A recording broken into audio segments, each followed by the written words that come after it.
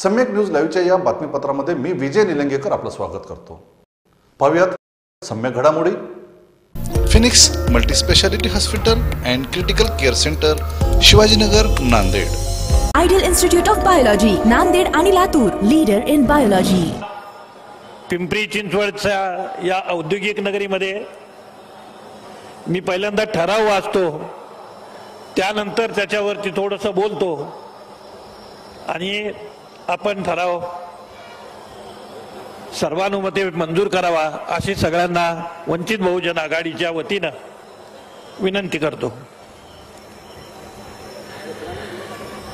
खाजगीकरण, उदारीकरण, जागतिकीकरण या तीनही गोष्टींनी गरिबांना गरीब केले तर श्रीमंतांना श्रीमंत केले।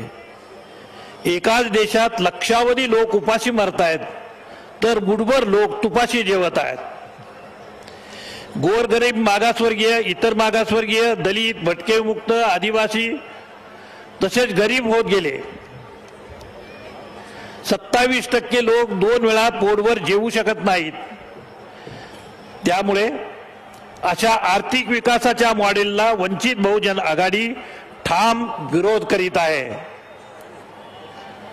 भारतीय राज्यघटनेतील मार्गदर्शक तत्वांची अंमलबजावणी, डायरेक्टिव्ह प्रिन्सिपल्स यांचा समावेश दक्षिण आफ्रिकेमध्ये जर नेल्सन मंडेलांनी मूलभूत अधिकारांमध्ये केला असेल तर भारताने सुद्धा मार्गदर्शक तत्व केवळ गाईडलाईन म्हणून टाकता कामाचे नाहीत, ते सुद्धा मूलभूत अधिकार केले पाहिजेत असा ठराव ही सभा एकमतानं मान्य करीत आहे। मित्रो, आपण या सभा एवढ्या मोठ्याल्या करतायत, मोठ्याल्या सभा होत आहेत, लाखो माणसं जमतायत, ती उगीच जमत नाही आहे। आम्ही कुणी तुम्हाला पैसे दिलेले नाहीत, आम्ही कुणी वाहनं दिलेली नाहीत, आम्ही कुणी जेवायला घातलेलं नाही, वडापाव सुद्धा कुणी कुणाला दिलेला नाही। आणि तरी सुद्धा लाखाच्या 2 लाखाच्या आतमध्ये सभा महाराष्ट्रात कुठेही होत नाही। याचा अर्थ आपल्या मनामधला जो असंतोष आहे, हा असंतोष प्रकट करण्यासाठी आपण मोठ्या जिद्दीनं आणि मोठ्या खिशाला चाट लावून तळमळीने येते येतात। माझी खात्री आहे की हे येणारे लोक 100% वंचित बहुजन आघाडीला मतदान केल्याशिवाय थांबणार नाही। पण जेव्हा माणसाच्या पोटात दुखायला लागतं ना, तेव्हा माणूस डॉक्टरकडे जातो। आपल्याला महाराष्ट्राचं सगळं बदलायचं आहे। हे बदलायचं असेल तर पहिल्यांदा सत्ता हातात घ्यावी लागेल। आणि म्हणून भटकेविमुक्तांच्या सभेमध्ये पुण्यातच आम्ही ठराव केला की बाळासाहेब आंबेडकरांना महाराष्ट्राचं मुख्यमंत्री करायचंय की नाही? नक्की करायचं ना? मग अजिबात कसल्याही चुका करायच्या नाहीत, कारण आपले शत्रू फार पैसेवाले आहेत, आपण फार दुबळी माणसं आहोत, आपल्याजवळ त्यांच्या एवढा पैसा नाही, आपण कुणाला घोड्या गाड्या पाठवू शकत नाही, आपण कुणाला बिर्याणी खायला घालू शकत नाही, आपण कुणाला आडवी चपटी देऊ शकत नाही। हे जे कोण देतात ते आपल्याला माहिती आहे। निवडणुका जसजशा जवळ येतील तसतसं हे सगळं वातावरण अधिक जोशपूर्ण होईल याची मला खात्री आहे। मित्रांनो, मी जो आता ठराव मांडला तो ठराव काही केवळ शब्दांच्यासाठी, शोभेसाठी नाही मांडला। हे औद्योगिक शहर आहे, या शहराची डेव्हलपमेंट गेली 30, 40, 50 वर्षामध्ये मी पाहत आलेलो आहे। 1956 साली इथे हिंदुस्तान अँटीबायोटिक्स नावाचा कारखाना निघाला। राष्ट्राचा कारखाना, राष्ट्राच्या मालकीचा कारखाना होता तो। 1956 ला स्थापन झाला। तो कारखाना स्थापन झाला तेव्हा 4000 कर्मचारी, 4000 बांधव तिथे काम करत होते। त्याच्यानंतर 1995 साली 4000 कामगार होते आणि आज 970 कामगार आहेत. म्हणजे 4000ची संख्या वाढत पुढे जायच्या ऐवजी ती घटत गेली. या बांधवांना गेली 2 वर्ष पगार नाही. नरेंद्र मोदीच्या विमानाला पैसा आहे आणि या कामगारांची पगार करायला पैसा नाही. मोद्या, अरे त्यांची ग्रॅज्युइटी दिली नाही,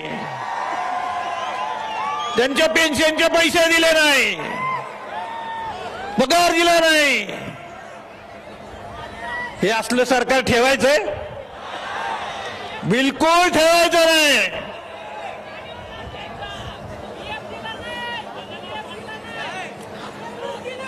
हे एकट्याच कारखान्याची ही परिस्थिती नाही आहे.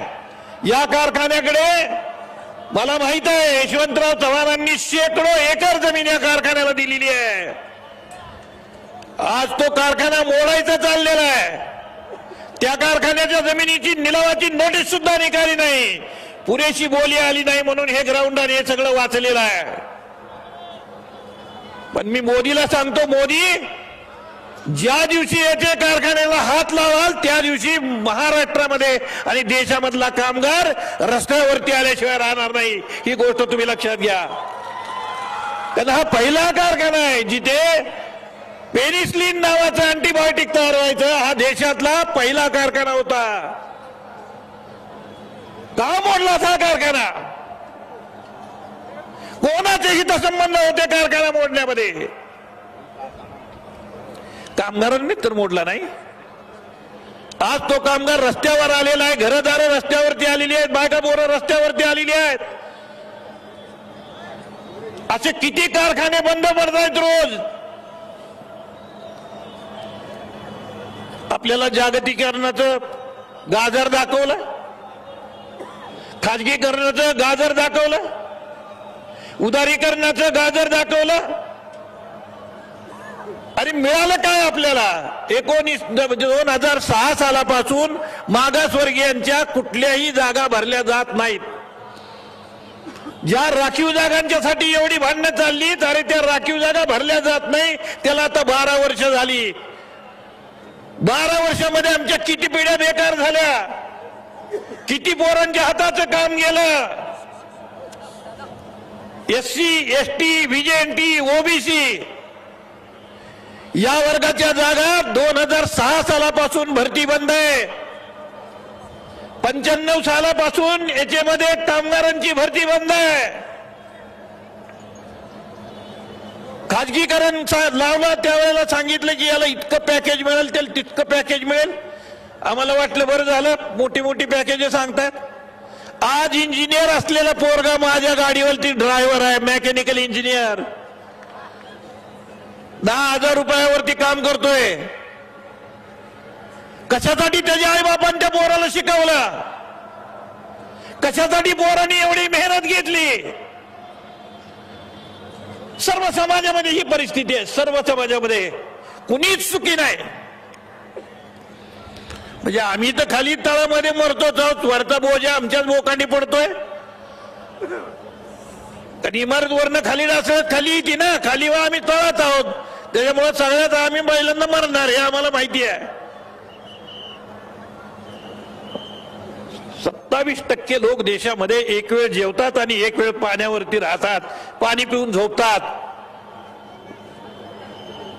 तेवढेच लोक मागासवर्गीय आहेत, SC, ST, OBC. म्हणजे अगदी स्पेशल सांगायचे तर अस्पृश्य, आदिवासी आणि भटके विमुक्त यांचीच लोकसंख्या फक्त 27% आहे. आणि तेवढे निवडून लोक तुम्ही जर का दरिद्री ठेवले असतील दारिद्र्याच्या खाली, तर आम्ही करायचं काय?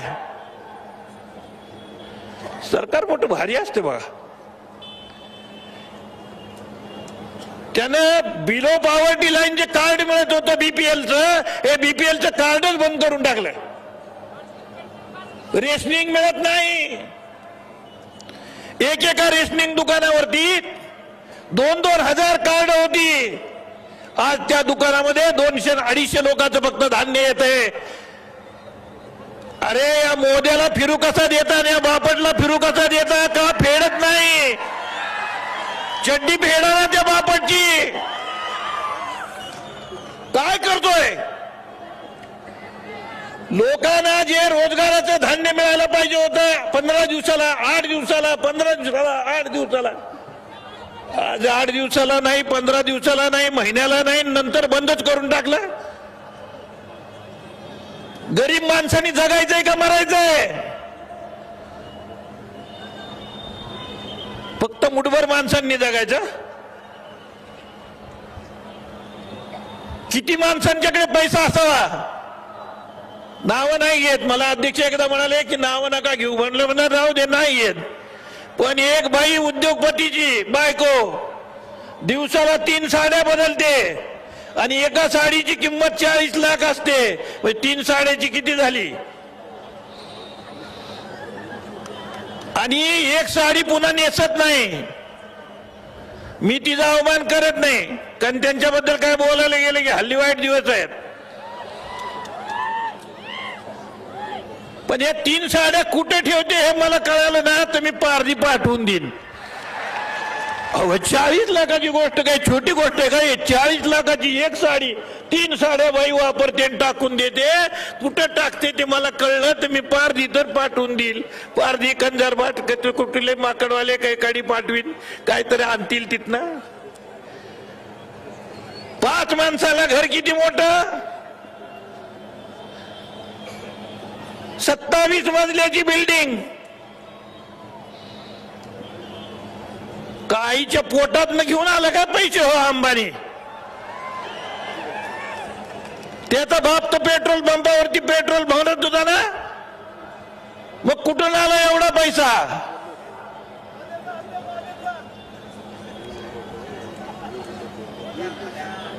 म्हणजे धान्याला धतुरा आणि चोराला मलिदा. चोर गबाळ बांधून परदेशात पाठवतोय हो मोदी आणि आपल्याला विचारतोय हुआ क्या नाही, आजचे दिन आहे क्या नाही. आणि आपण म्हणतो हो. आता मोदीला म्हणायचं पायतान घेऊ का नको?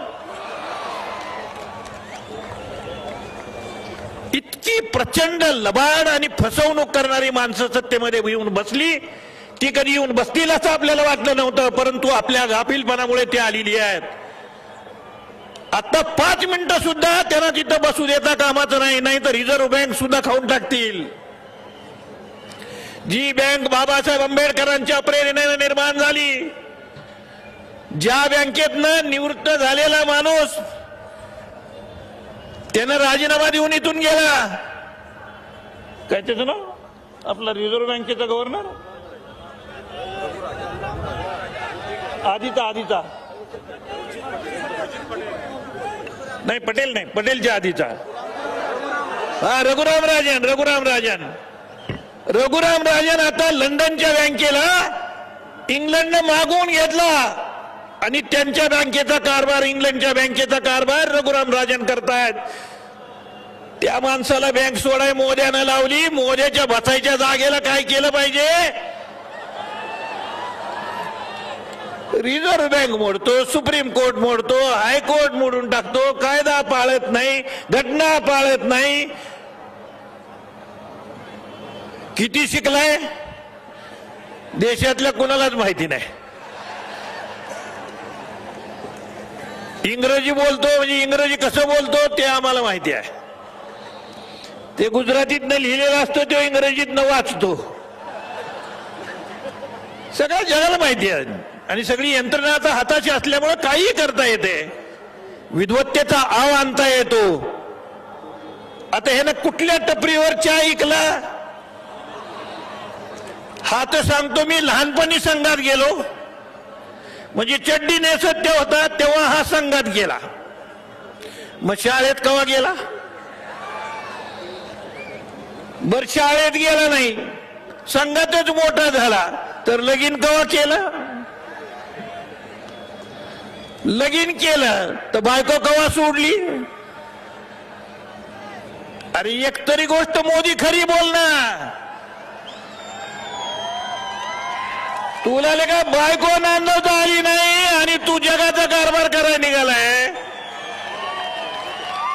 त्या बायकांनी सगळ्या आमच्या भगिनींनी मोर्चा काढला पाहिजे आणि त्याला सांगितलं पाहिजे की ते 3 तलाक वगैरे काय आणतोयस ना मोद्या आण, पण त्याचा पहिला तडाखा तुलाच बसला पाहिजे, कारण तू सुद्धा बायको सोडलेली आहे. नाटक करते हो, रडते, कुठे हसते, कुठे काय करते, कुठे आईला रांगेत उभं करते, कुठे बायकोकडे जाते, कवा तिकडे जाते. अरे अरे अरे काय नुसता गोंधळ केलाय. इतकी देश छिनला की सगळे देश हिंडून झाले. काय केले कोणास ठाऊक. कुठल्या देशातनं पैसे आणले, कुठल्याही देशातनं पैसे आणले नाहीत. कुठले फॉरेनचे करार झाले ते उलट इथं आलेले उद्योगपती निघून जायला लागले. आज हे शहर इतकं अस्वस्थ आहे की इथे अशी परिस्थिती आहे. किती झोपडपट्ट्या या शहरामध्ये आहेत. या झोपडपट्ट्या म्हणजे खुराडे आहेत. खुराडे मानवी निर्माण केलेले, माणसाने निर्माण केलेले खुराडे आहेत. बांधून देते स्टोरेजवर स्टोरेज स्टोरेज स्टोरेज स्टोरेज. माणसं खुराड्यासारखी राहत आहेत आपली एवढ्या एवढ्या जागेत. का? अंबानीला एवढा मोठा महल आणि आम्हा गरीब माणसांना हालच हाल. सगळ्याच कॉमन संडास, सगळ्यात सगळं कॉमन. आणि यांचं मित्र हो, जर वंचित बहुजन आघाडीचं सरकार आणलं तुम्ही तर तुम्हाला एवढा शब्द देतो की महाराष्ट्रामध्ये झोपडपट्टीत कुणी राहणार नाही, रस्त्याच्या कडेला कुणी राहणार नाही. कारण तिथे आम्ही वाढलेली माणसं आहोत. रस्त्याच्या कडेचं दुःख आम्ही तिथं अनुभवलेलं आहे. लहानाच्या मोठं आम्ही रस्त्याच्या कडेला झालोय. आम्हाला माहिती आहे तिथल्या काय अडचणी आहेत. आम्ही सत्तेवरती आल्यावरती कसे मजले बांधतो अंबानी ते आम्ही पाहू. म्हणून हा ठराव आपण केला. दुसरं, हा ठराव याच्यासाठी केला की आतापर्यंत मार्गदर्शक तत्वामध्ये सांगितलेल्या गोष्टी सरकारनं मोडून टाकल्या. कल्याणकारी राज्य सोडून दिलं. मागासवर्गीयांच्या शिष्यवृत्त्या बंद झाल्या. मागासवर्गीय विद्यार्थ्यांच्या हाताची कामं बंद झाली. कायच कशासाठी? तर घटनाच मानायची नाही अशा RSSच्या पिलावळीकडे सत्ता आपण दिली.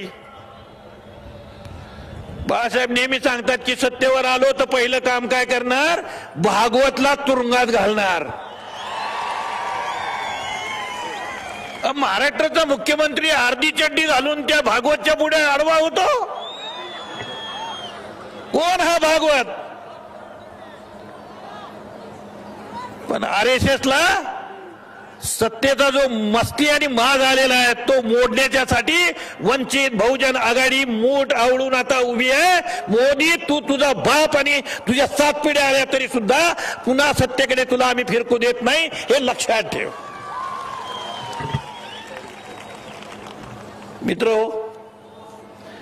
बोलण्यासारख्या खूप गोष्टी आहेत, पण यापुढे खाजगीकरण नाही. ST जागा शिल्लक नाही म्हणून बंद होणार नाही. ST पैसा नाही म्हणून बंद होणार नाही. रेल्वे पैसा नाही म्हणून खाजगीकरण होणार नाही. विमानं खाजगीकरण होणार नाही. पूर्वीसारखी भारत सरकारची मालकी या सर्व उद्योगांवरती राहील. आणि जे उद्योग आज सर्वाधिक पैसा आणि नफा कमवत आहेत त्या उद्योगांचं तात्काळ राष्ट्रीयकरण केल्याच्या शिवाय आम्ही थांबणार नाही. ही गोष्ट देशातल्या आता गरीब माणसांनी लक्षात घेतली पाहिजे आणि विचारपूर्वक मतदान केलं पाहिजे एवढं आवाहन करतो. आणि हा ठराव सगळ्यांनी मान्य केलाय असं मी मानू का? जरा सगळ्यांनी वर हात करून सांगा. अरे बहादर, शाबास. पाहत रहा सम्यक न्यूज लाईव्ह. बातमी पाहण्यासाठी यूट्यूबवर सबस्क्राईब करा